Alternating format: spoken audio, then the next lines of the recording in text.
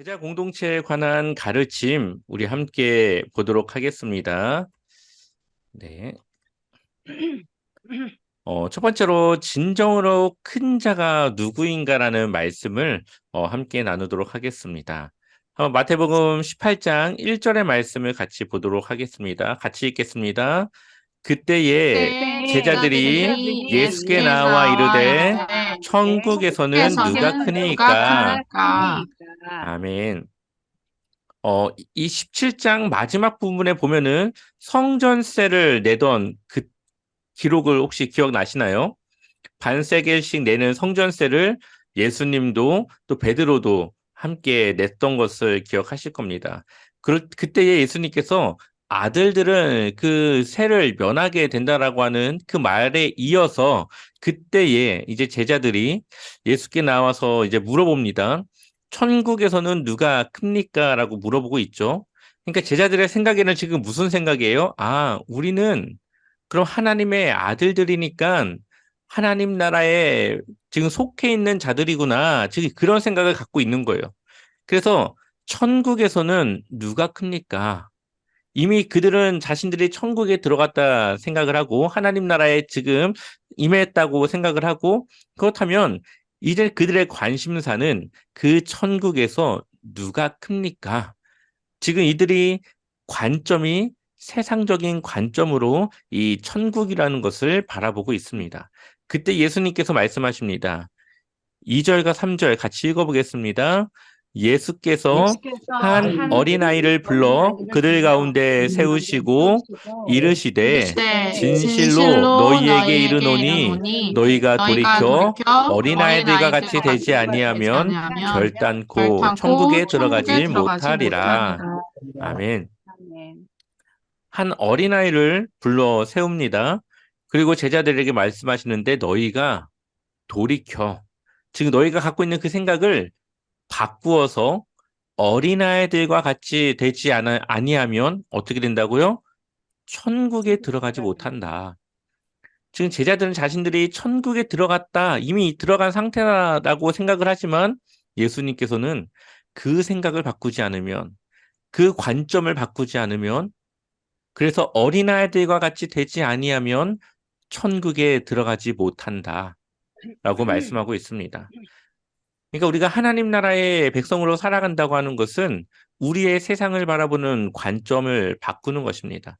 여기서 말하는 어린아이들은 이때 당시에 굉장히 약자였습니다. 아이들은 인구, 인원을 셀 때에 들어가지도 않았습니다. 그리고 이 아이들은 어른의 말에는 무조건 복종해야 되는, 늘 순종해야 되는 그러한 위치의 아이들이었어요. 근데 예수님께서 제자들에게 이러한 어린아이와 같이 되지 아니하면 천국에 들어가지 못한다라고 말씀하고 있습니다. 그러니 우리의 세상적인 관점이 이제는 예수님을 믿는 그 순간부터는 바뀌어져야 된다는 거죠. 어떻게 바뀌어야 될까요? 4절에 보니까 그러므로 누구든지 이 어린아이와 같이 자기를 낮추는 사람이 천국에서는 큰 자니라. 자기를 낮추는 사람, 어린아이와 같이. 어린아이는 남을 시키거나 자신의 권세나 권한을 부리는 자들이 아니라 오히려 그 권한과 권세를 따르는 자들이죠. 그러니까 예수님께서는 이 어린아이와 같은 자들은 남을 섬기는 위치에 있는 제자를 말합니다. 예수님께서 자신이 이 땅에 오신 것은 섬김을 받기 위한 것이 아니라 섬기려고 왔다고 말씀하시죠. 그러면서 언제나 누굴 섬깁니까? 세상의 죄인들을, 세리들을, 이 어린아이들을, 그리고 여자들을, 그리고 세상에 그 소외된, 그런 격리된, 그런 귀신 들린 자들이라던가 병자들과 약자들을 섬기십니다. 예수님의 섬김은 늘 낮은 자의 그러한 위치에 있는 자들을 섬기셨어요.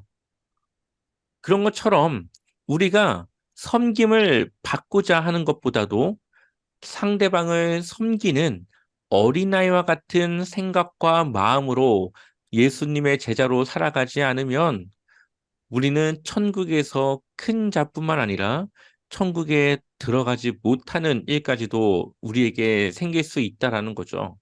그러니 이제는 세상적 관점이 아니라 하나님이 우리에게 원하시는 이 말씀을 따라서 우리는 늘 상대방을 나보다 높게 여겨서 늘 상대방을 섬기는 어린아이와 같은 모습으로 섬겨야 된다라고 말씀하십니다. 또한 5절 한번 읽어볼까요? 같이 읽어보겠습니다. 또 또 누구든지 내 누구든지 내 이름으로 이런 이름으로 어린아이 하나를 영접하면 곧 나를 곧 나를 영접함이니. 영접함이니. 아멘.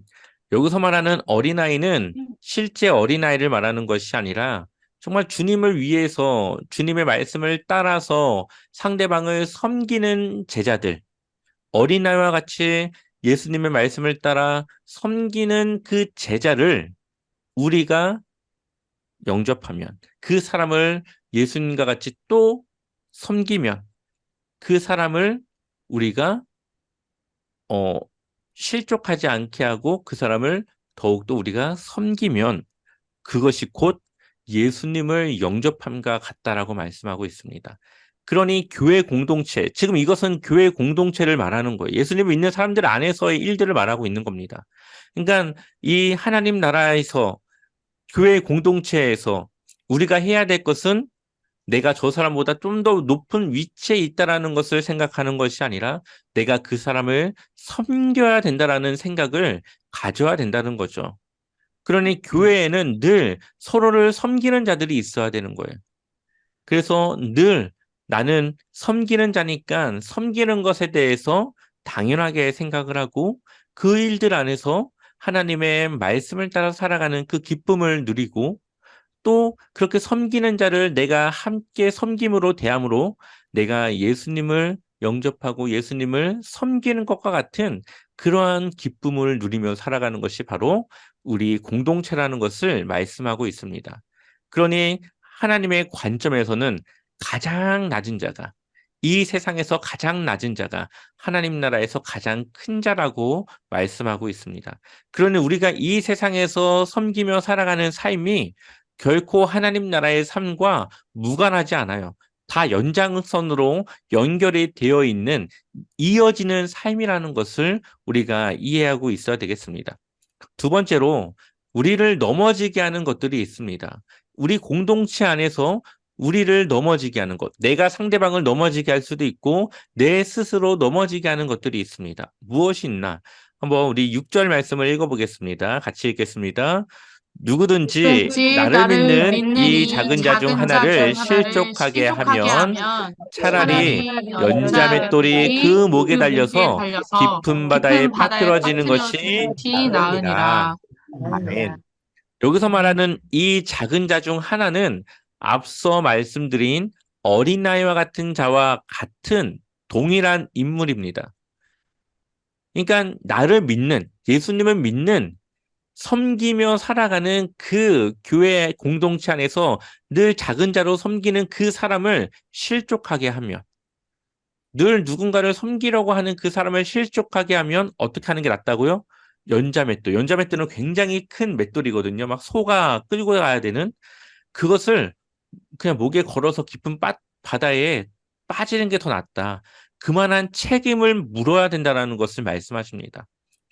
지금 상대방이 나를 섬기는 것은 그 사람이 나보다 자신이 낫다라고 낮은 자라고 생각하는 것이 아니라 하나님의 말씀을 따라서 늘 섬기려고 하는 그 마음으로 좋은 마음으로 섬기는데 섬김을 받는 자가 자신이 마땅히 섬김을 받아야 될 걸로 생각을 하고 그 사람을 업심여기거나 그 사람을 아주 하대하거나 그 사람을 모욕감을 준다면 그 사람은 어떻게 할까요? 그 섬김에 대해서 실족할 수밖에 없겠죠. 그런데 우리의 공동체 안에서, 교회 안에서는 그러한 일들이 너무나도 많다는 겁니다. 할 수 있는 일이 없어서 화장실 청소를 하는 것이 아니라 내가 낮아서 밖에 땡볕에서 주차장 관리를 하는 일이 그 사람이 하는 것이 아닌데 사람들은 주차장 관리를 하는 그 성도를 업신여기고 그 사람의 섬김을 무시하며 멸시하며 마치 자신의 차를 주차해줘야 되는 권한이 있는 것처럼 그렇게 행동한다면 그것은 상대방을 실족하게 하는 일이겠죠. 교회 안에서는 그러지 말아야 된다는 겁니다. 그래서 그렇게 누군가를 실족하게 하면 주님을 믿는 믿음 때문에 섬기려고 하는 그 사람을 오히려 실족하게 하면 그만한 책임을 물어야 된다. 자, 7절 말씀 같이 읽어보겠습니다. 실족하게 하는 하게 일들이 하는 일들이 있음으로 있음으로 말미암아 말미암아 세상에 세상에 화가 화가 있도다. 있도다. 실족하게 실족하게 하는 하는 일이 일이 없을 수는 없을 수는 없으나 없으나 실족하게 실족하게 하는 그 하는 그 사람에게는 화가 사람에게는 있도다. 화가 있도다. 네. 우리가 실족하게, 내가 상대방을 실족하게 하는 일들이 없을 수는 없어요. 인간인데 어떻게 실수를 안 하고, 인간인데 어떻게 순간에 그 잘못을 억누를 수 있겠습니까? 언제나 누구나 실수할 수 있고, 순간 상대방에 대해 잘못된 행동을 할 수 있습니다. 그럼에도 불구하고, 일이 없을 수는 없으나 실족하게 하는 그 사람에게는 화가 있다. 그러나 그럼에도 불구하고 책임은 져야 된다. 그러니 우리가 상대방을 실족하게 하는 그 일들에 대해서 얼마나 경계해야 되는지, 그 일에 대해서 얼마나 우리가 조심해야 되는지를 우리에게 말씀하고 있는 것이죠.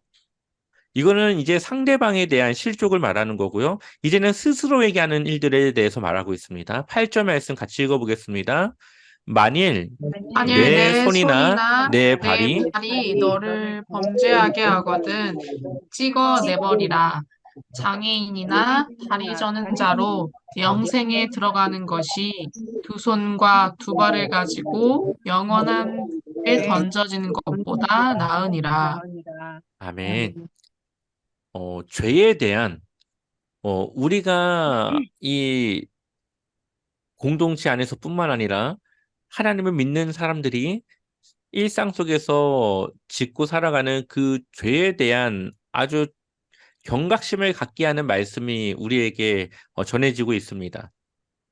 우리의 손이나 우리의 발이 늘 습관적으로 범죄하게 한다면 그 손과 발 때문에 늘 습관적으로 범죄를 저지르는 그 손이나 발 때문에 우리가 그 죄를 짓는 일을 멈출 수가 없다면 차라리 뭐 하는 게 낫다고요? 그것을 버리는 게 낫다. 차라리 장애인이나 다리 저는 자로 영생에 들어가는 것이 멀쩡한 두 손과 두 발을 가지고 영원한 불에 던져지는 것보다 낫다. 우리가 늘 얘기하지만 우리는 죄를 지을 수 있습니다. 우리의 연약함 때문에 우리가 구원받았어도 하나님 앞에 의로운 칭함을 받았어도 우리의 연약함 때문에 죄를 지을 수는 있어요.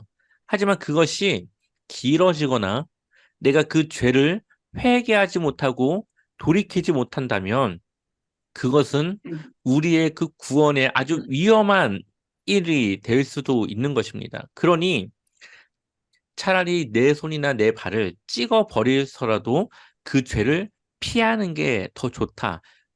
실제로 뭐 그렇게 하라는 것보다도 그만큼 우리가 그렇게 죄를 짓게 하는 그 어떤가를 얼마나 그것을 이겨내기 위해서 힘써야 되는지를 말하고 있는 것이죠. 동일한 의미에서 구절을 보니까 만일 내 눈이 너를 범죄하게 하거든 빼어내버리라. 한 눈으로 영생에 들어가는 것이 두 눈을 가지고 어디에 던져지는 것보다 낫다고요? 지옥불에 던져지는 것보다 낫다. 그러니까 8절에서 영원한 불이나 9절에서 말하는 지옥불이나 똑같은 결과를 말하고 있는 거예요. 그러니까 우리 스스로에게 늘 습관적으로 죄를 짓게 하는 게 있다면은 그것을 어떻게든 이겨내고 그것을 돌이켜 이제 죄를 짓는 그 상황으로 가지 않도록 하는 것이 우리의 그 믿음 생활에는 더 좋은 것이기 때문에 늘 그것을 이겨내기 위해서 힘써야 된다라고 말하고 있죠. 그러니 우리가 죄를 짓는 것이 당연하다라고도 생각할 수 있지만 그 당연한 것을 우리가 늘 경계하고 이길 수 있도록 늘 우리는 경계해야 되고 준비되어줘야 되고 늘 하나님께 우리의 그 삶을 늘 맡겨서 정말 하나님의 말씀을 따라 살아갈 수 있는 그 영적인 상태를 늘 유지하며 살아가야 되는 것이죠. 그래서 우리가 말씀을 보고 기도를 해야 되는 이유가 바로 거기에 있습니다. 우리가 그래서 하나님의 늘 원하시는 삶을 따라 살아가야 되는 거죠. 그래서 우리가 넘어지게 하는 것들, 혹은 내가 넘어지게 할 수 있는 것들에 대해서 우리는 늘 경계해야 된다 말씀하고 있습니다. 세 번째로는 기른 양 비유에 대한 말씀입니다. 자, 10절 말씀 같이 읽어보겠습니다. 삼가 가 이 이 작은 자 작은 자 중에 중에 하나도 없인 하나도 여기지 없인 말라. 여기지 말라. 너희에게 너희에게 말하노니 말하노니 그들의 그들의 천사들이 천사들이 하늘에서 하늘에 하늘에서 하늘에 계신 내 계신 내 아버지의 아버지의 얼굴을 얼굴을 항상 항상 배움느니라. 배움하느니라. 아멘. 아멘. 비슷한 맥락의 말씀입니다. 이 작은 자 중에 하나라도 없인 여기지 말라. 교회에서 늘 약자로, 섬기는 자로, 늘 누구보다 정말 그 낮은 자로 섬기는 사람들이 있습니다. 그런데 그 사람을 업신여기지 말래요. 근데 그러한 일들을 하늘의 천사들이 하나님께 늘 보고하고 그것을 항상 보고 있다고 말씀하고 있죠. 다니엘서를 보면 천사들이 각 지역과 그 나라에 소속이 되어져 있어서 하나님께 그 나라와 그 지역과 그 자신의 담당한 영역에 대해서 하나님의 일들을 감당하는 그 천사들에 대한 이야기들이 나옵니다. 그것이 어디까지 우리가 믿고 어디까지 따라야 되는지는 정확하게 알 수는 없지만 그러한 천사들이 늘 우리의 하는 일들을 보고 있는 그러한 일들에 대해서 우리는 늘 기억해야 되겠죠. 그래서 우리가 교회 안에서 나보다 높다라고 생각하지 말고 늘 누구나 나보다 내가 누구보다도 높다라고 생각하지 말고 늘 나는 다른 사람들보다 낮은 그런 위치의 사람이라고 생각하고 우리는 교회 신앙생활을 하며 상대방을 섬겨야 됩니다. 자, 12절을 보니까 너희 생각에는 어떠하냐? 만일 어떤 사람이 양 100마리가 있는데 그 중에 하나가 길을 잃었으면 그 99마리를 산에 두고 가서 길 잃은 양을 찾지 않겠느냐? 아멘. 신앙생활을 하다가 누군가가 길을 잃었습니다. 그러면은 그 길 잃은 자들을 우리가 다시 주님께로 돌아올 수 있도록 하는 것이 하나님의 기쁨이라는 거죠. 하나님의 관심은 길을 잃어 하나님을 떠날 것 같은 그 상황에 있는 그 사람에게 관심을 두고 그 사람에게 다시 그 길을 찾도록 하는 그 일을 원하신다라고 말씀하고 있습니다. 그래서 길을 잃지 않은 99마리의 양을 두고 그 한 마리를 찾으시는 거죠. 그 길을 돌이킬 수 있도록 인도하시는 거죠. 그 길 잃은 한 마리가 우리일 수도 있고요. 우리와 함께 신앙생활하는 누군가일 수도 있습니다. 우리가 신앙생활을 하며 누군가가 길을 잃었다. 누군가가 예수님에 대한 그 마음이 다른 쪽으로 흘러가고 있다. 우리는 그렇다면 그 한 사람을 위해서 우리는 같이 힘쓰고 그 한 사람이 다시 올바른 길로 되찾아갈 수 있도록 함께 해야 된다는 거죠. 그래서 13절을 보니까 진실로 너희에게 이르노니 만일 찾으면 길을 잃지 아니한 99마리보다 이것을 더 기뻐하리라. 아멘. 하나님의 기쁨은 길 잃은 그 한 마리의 양을 찾을 때에 그 기쁨이 있습니다. 물론 길을 잃지 않고 주님 곁에 늘 있는 사람들을 통해서도 기쁨이 있습니다. 하지만 하나님을 떠날 수도 있었던 그 사람이 다시 주님께 돌아왔을 때에 그 기쁨이 하나님께 얼마나 큰지를 우리에게 말씀하시면서 우리가 그 한 사람 한 사람을 케어하고 돌보는 일이 교회 안에서 얼마나 중요한지를 우리에게 말하고 있습니다. 14절 말씀 같이 읽어볼까요? 이와 같이 이 작은 이 자 중에 작은 자 중에 하나라도 있는 하나라도 것은 있는 것은 하늘에 계신 하늘에 너희 계신 아버지의 너희 뜻이 아버지 뜻이 아니니라. 아니니라. 아멘. 지금 함께 우리가 이 바이블 스터디를 하고 있는 이 우리 모든 성도님들이 한 사람 한 사람을 잃어버리는 것은 하나님의 뜻이 아니다. 하나님은 우리 모든 사람들이 하나님의 그 길을 가는 것을 원하시고 늘 그것을 위해서 우리와 함께하고 있다. 하나님은 그것을 원하신다라고 말씀하고 있습니다. 그러니 우리의 공동체 안에서 작은 자를 섬기고 내가 작은 자가 되어 남을 섬기는 그러한 섬김의 공동체가 되어줘야 되겠습니다. 네 번째로는 하나님의 목회적 관심과 실천이 어디 있는가라는 것입니다. 15절 말씀 읽어볼까요? 함께 읽겠습니다. 내 형제가 형제가 죄를 죄를 범하거든 범하거든 가서 가서 너와 그 너와 그 사람과만 사람과만 상대하여 상대하여 권고하라. 권고하라. 만일 만일 들으면 들으면 내가 내 내가 내 형제를 얻을 형제들을 얻은 것이요. 것이요. 아멘. 교회 안에서든 어디서든 혹시나 죄를 범하여서 교회 안에 아주 큰 일을 갖게 하는 누군가가 있다면 그러한 일들에 대해서 우리가 알게 된다면 먼저는 그것을 들은 그 사람이 혼자 가서 그 상대방을 권고하는 겁니다. 혹 뭐 예를 들면 누군가가 이단에 빠졌다. 그래서 교회를 지금 나오지 못할 상황이 되었다. 그럼 그 사람에게 가서 그 이단에 대해서 말을 하면서 돌아올 것을 권고하는 거죠. 16절에 만약에 그것을 듣지 않는다. 그럼 두세 사람이 같이 가는 겁니다. 그래서 그 사람에게 더 확실하게 그것을 확증하며 이야기를 합니다. 그래도 듣지 않는다. 그럼 그것을 교회에 말해서 교회적으로 그 일을 이제 해결하도록. 그래서 그 사람이 교회에서도 뭐 담임 목사에게 와서도 그것을 듣지 않거나 그 생각을 돌이키지 않을 때는 이방인과 세리같이 여기라. 그러니까 교회적으로 그 사람을 출교시킬 수도 있고요. 교회를 더 이상 못 나오도록 이제 막을 수도 있고 아니면 그 사람이 조금 더 좋은 방향으로 할 수 있는 어떠한 조치들을 할 수 있게 그것을 교회에 맡기는 겁니다.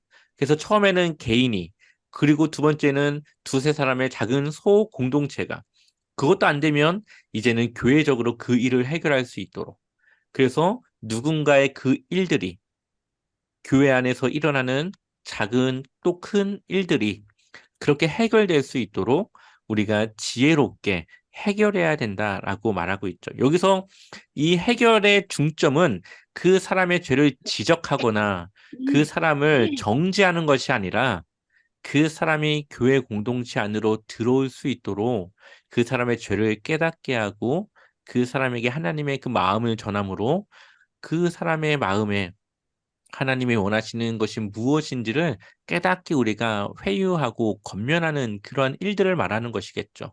그래서 좋은 방법과 지혜롭게 교회적인 문제들을 해결해 나아가야 될 것을 말씀하고 있습니다. 18절에 보면은 베드로에게 주셨던 그 말씀이 동일하게 여기서도 나옵니다. 결국 베드로에게 주었던 그 하늘에서 매면 매고 땅에서 풀면 하늘에서도 풀리는 그 말씀이 베드로에게만 주어진 것이 아니라 하나님의 자녀들 모든 이들에게 주어졌다라는 거죠. 하나님이 원하시는 일들이 우리를 통해서도 이루어질 수 있고 우리가 하나님의 뜻대로 행하는 그 일들이 하나님이 원하셨던 일일 수도 있다. 그래서 하나님은 우리를 통하여서 하나님의 뜻을 이룰 수 있도록 우리를 사용하신다라는 그러한 내용을 담고 있습니다. 그래서 우리가 어떻게 해야 됩니까? 19절 같이 읽어보겠습니다. 진실로 다시 너희에게 이르노니 너희 중에 두 사람이 땅에서 사람이 땅에서 합심하여 합심하여 무엇이든지 무엇이든지 구하면 구하면 하늘에 하늘에 계신 내 계신 내 아버지께서 그들을 아버지께서 위하여 그들을 이루게 위하여 이루게 하시리라. 하시리라. 아멘. 아멘. 합심하는 그 기도에 대해서 말씀하고 있는데요. 여기서 말하는 기도의 내용은 당연히 우리의 개인적인 욕심이 아니라 하나님께서 우리에게 원하시는 그런 하나님의 마음에 따른 기도의 제목을 말하는 것이겠죠. 뭐 한 성도의 신앙을 위한 거라던가 아니면 누군가의 그 어려움을 이겨내기 위한 그런 공동체적인 기도 가운데 그것이 두 사람이 합심하여 기도하면 그것을 하나님께서 이루어 주신다. 물론 무조건 이루어 준다라기보다는 하나님께서 그 기도에 더욱더 적극적으로 일하실 것이라고 우리에게 말씀하고 있습니다. 그 이유는 20절에 두세 사람이 내 이름으로 모인 곳에는 누구도 있다고요? 예수님도 그들 중에 함께 있을 것이기 때문에. 아멘. 그래서 교회가 함께 모여줘야 되는 것이고 함께 모여 교회적으로 기도하는 일들이 아주 중요합니다. 근데 저희는 교회가 지금 현재 상황적으로 그러한 일들을 하지 못하는 것에 대한 아쉬움과 안타까움이 늘 있는데요. 그럼에도 불구하고 우리가 각자 모인 곳에서 우리가 매일 1시에 기도를 하지 않습니까? 그 1시에 우리가 하나 되어져서 기도하는 그 시간이 아마 하나님께는 바로 이러한 일들을 이루는 그러한 시간이 될 것이라고 믿습니다. 그래서 우리가 늘 교회적으로 우리가 늘 함께 한 때에 기도하며 그렇게 우리가 서로를 위해서 교회를 위해서 기도했으면 좋겠습니다. 네. 마지막으로 개인에 대한 범죄 용서. 우리가 너무나도 잘 알고 있는 말씀인데요. 21절 같이 읽어보겠습니다. 그때에 베드로가 베드로가 나와 나와 이르되 이르되 주여 형제가 내게 죄를 범하면 몇 번이나 용서하여 주리이까 일곱 번까지 하오리이까. 아멘. 네. 누군가가 나에게 죄를 짓고 잘못된 일을 했을 때 우리가 이제 그 일을 용서해 줘야 되는데 도대체 그것을 어디까지 용서해야 됩니까? 이것이 이제 베드로의 궁금증인 거죠. 율법적으로는 이것을 어, 3번 정도로 제한하고 있습니다. 근데 지금 베드로가 7번까지 합니까? 이렇게 물어보는 것은 율법에서 요구하는 것보다 더 많은 용서를 지금 이야기하는 것입니다. 근데 22절에 예수님은 7번뿐 아니라 7번을 70번까지라도 뭐 곱하면 490번 정도가 될 텐데요. 이것은 제한이 없는 그 제한을 두지 않고 그냥 용서해야 될 일이 있으면 무조건 용서해 주라고 하는 하나님의 뜻이 이 안에 들어 있습니다. 그 이유는 이제 이 한 가지 예화를 통해서 이제 우리에게 말씀하고 있는데요. 천국은 그 종들과 결산하려 하던 어떤 임금과 같으니 결산할 때에 보니까 어떤 사람이 10,000달란트를 빚졌습니다. 여기서 10,000달란트는 일생을 갚아도 못 갚을 만한 금액입니다. 한 사람이 개인적으로 이 10,000달란트는 갚을 수가 없는 금액이에요. 여기서 만이라고 하는 말은 어, 이 한계가 없는 그러한 빚을 말합니다. 도저히 갚을 수 없는 빚. 그래서 25절을 보니까 갚을 것이 없는지라. 그러니까 못 갚죠. 당연히 10,000달란트를 어떻게 갚습니까? 그러니까 그 몸과 아내와 자식들과 모든 소유를 다 팔아서 갚아라 이렇게 이야기를 하니까 이 종이 뭐라고 합니까? 엎드려 절하며 이르되 내게 참으소서 다 갚으리이다 하거늘 27절에 그 종의 주인이 불쌍히 여겨 놓아 보내며 그 빚을 어떻게 했습니까? 다 하마 탕감해 주었더니 그 사람이 갚을 수가 없으니까 그래 그냥 불쌍한데 그냥 갚지 마. 그냥 됐다. 갚지 마. 용서해 주었습니다. 근데 28절 그 종이 나가서 자기에게 100데나리온 한 데나리온은 그때 당시에 한 사람의 품삯입니다.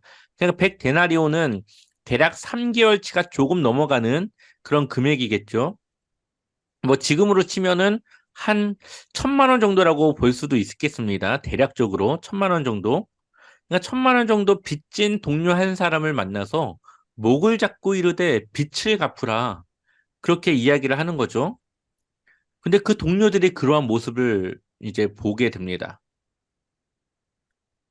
그리고 이 사람이 그 동료의 그 빚을 상감해주지 않고 오히려 그 빚을 못 갚았기 때문에 옥에 가두게 되는 거죠.